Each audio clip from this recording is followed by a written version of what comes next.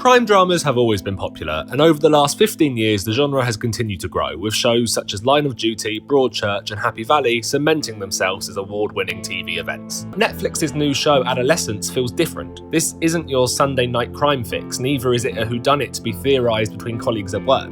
Because Adolescence isn't a mystery, it's barely a crime drama. Adolescence is a warning, and it's a hauntingly simple masterpiece.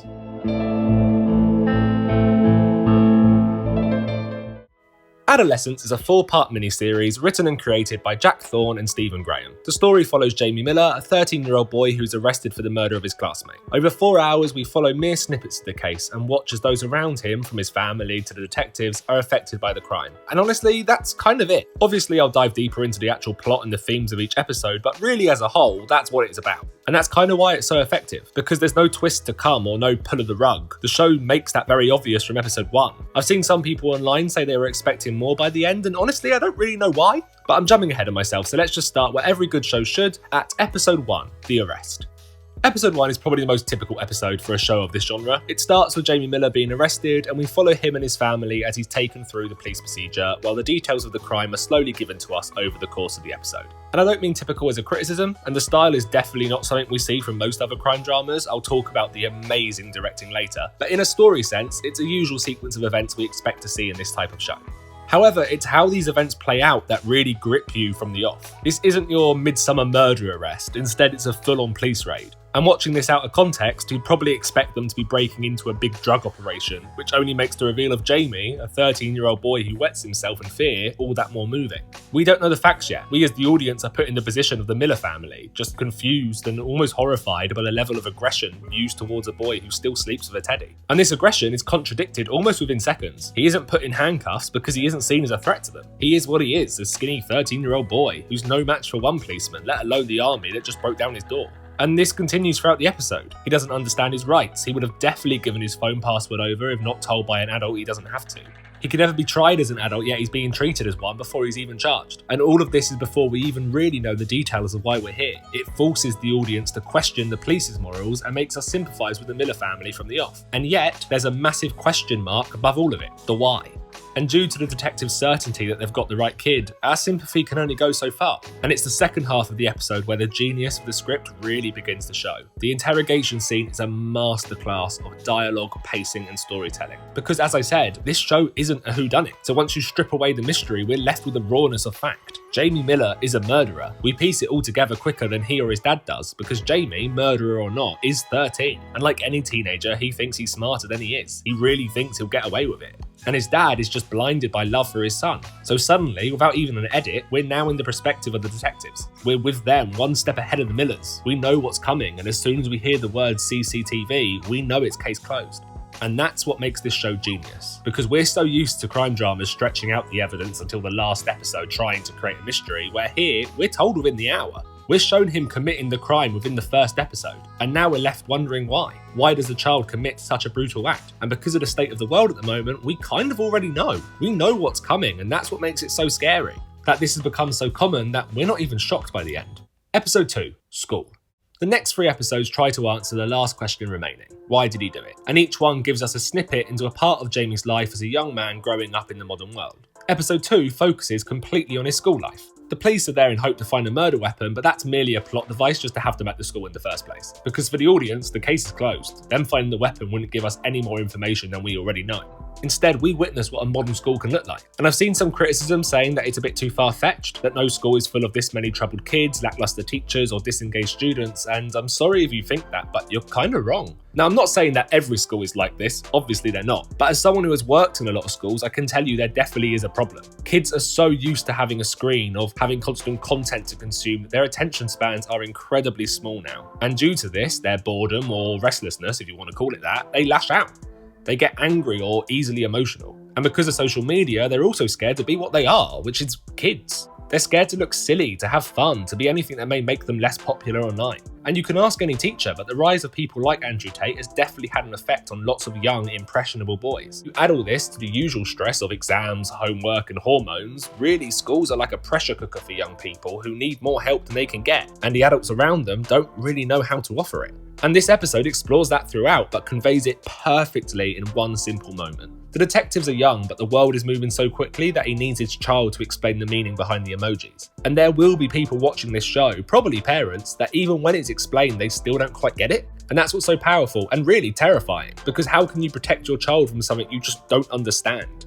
And this brings me on to the style. Now, some people will say that the one-shot thing is a gimmick, and to be honest, in some things it definitely is. It did become trendy at one point, a bit like 3D, and a lot of directors started trying it out in different ways. However, in Adolescence, it's a tool. It adds to the show because it makes it feel completely grounded. The audience are a fly on the wall as these events happen in real time, and it adds to that feeling of being left behind, the world moving too quickly, because that's literally what the show does. We are whizzed across town within a few seconds. In episode 1, we're taken from the Miller's home to the police station with barely any time to breathe. And at times, we're desperate for a cut, to cut away from the tension so we can catch our breath, but that's never going to happen to these characters, so it never happens to us. These characters must live with the consequences of their son's actions, so do we. It's purposely claustrophobic, purposely suffocating, and excruciatingly real. And actually, I think it's the opposite of a gimmick. It strips away the possible gimmicks of flashy editing, quick montages, or flashbacks to root us in the reality of the situation. These characters are stuck with what happened, and they still have to go to school, and they still have to go home and go to B&Q. They still have to live, and it's forcing us to watch that in its entirety shows us how hard that can be.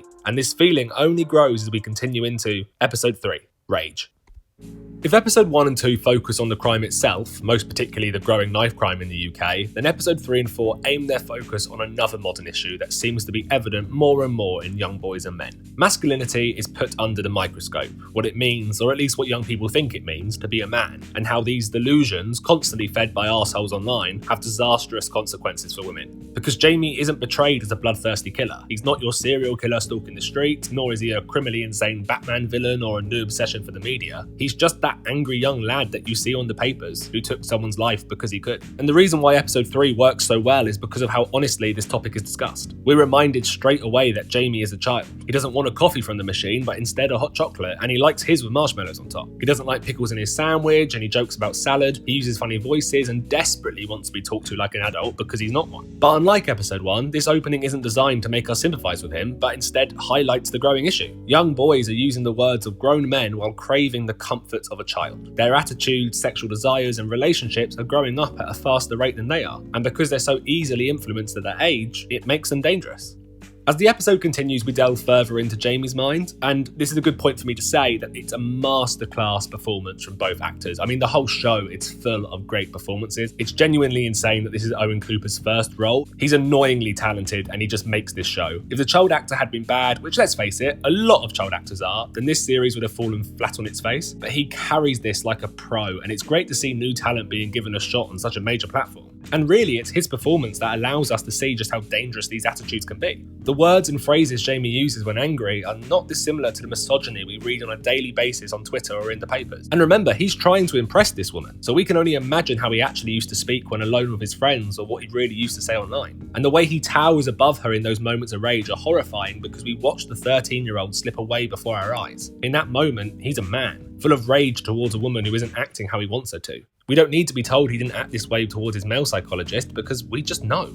And it's also during this episode we get the closest to answering why he did what he did. And really, it's not a concrete answer because there isn't one. Because in real life, there rarely is. He did it because she was a girl. He did it because he was angry and because he could. And sadly, I'm not surprised that this show has attracted some pretty awful and at times bizarre criticism online. And these criticisms can really be broken down into 2 categories. Category 1, victim blaming. These are the arseholes, the she shouldn't have done X, Y, and Z. It's victim blaming 101, and it's literally the same shite that gets spouted in the comments on real cases in the news. And yeah, she commented some emojis, but if you think that gives someone the right to do what he did, then you need serious help. I actually don't want to waste time talking about these people too much, but what I will say is that when I talk about this show being a warning, this is why. These people who are angry that a show perfectly paints the current problem are the problem.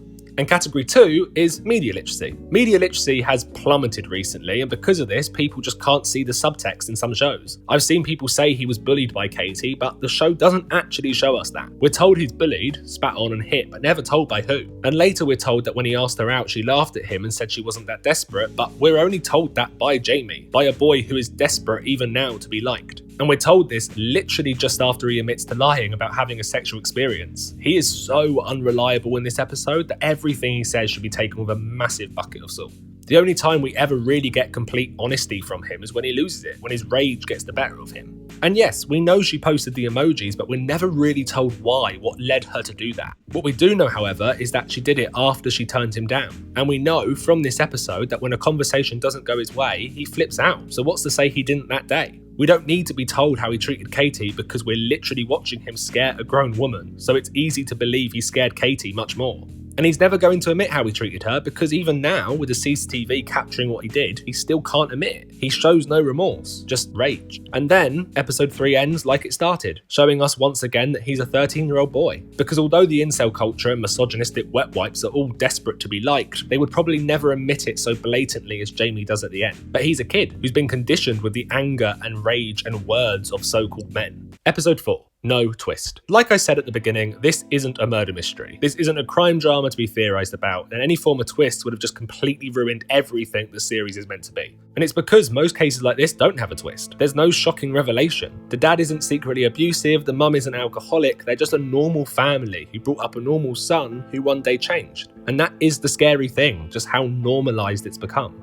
So instead of a twist, episode 4 follows the Miller family 1 year after the arrest, trying to find some kind of normality in their lives. And we know it will never be normal, but they have to try. So they cook breakfast, plan to go to the cinema, but through all of this, a grim reality hangs over them. And due to the lack of sun and twist, this hour is basically going to be the rest of their lives. The pain of this crime will never go away. Obviously not for the victim's family, who we never meet, which I think is an interesting decision, but also for the Millers. They will always be the family of the murderer. And as the sister says in the final moments, Jamie will always be theirs. And I think out of all the episodes, this is the one that will scare parents the most, because they'll wonder what they don't know about their own child. Because you can try and protect them, but it's impossible to know what they're doing all the time. And to be honest, children do deserve their privacy too. It's a balance that's kind of impossible to get right. And yet these parents in the show will always believe they could have done better. And maybe they could, maybe they couldn't. It's just another question that can't be answered. So when I call Adolescence hauntingly simple, I don't mean in creation. The amount of work and dedication that went into creating this show is nothing but extraordinary, and the talent both on and off screen deserves all the praise and the awards. I mean simple because it's without any dramatic tricks. It tells the story that we've become so used to reading time and time again. And it's a warning because there's no answers, so the show doesn't even try to offer any. And I've seen people comment online when they get to the end of the series asking questions like, was that it? And yeah, kind of, that is it. And isn't that heartbreaking?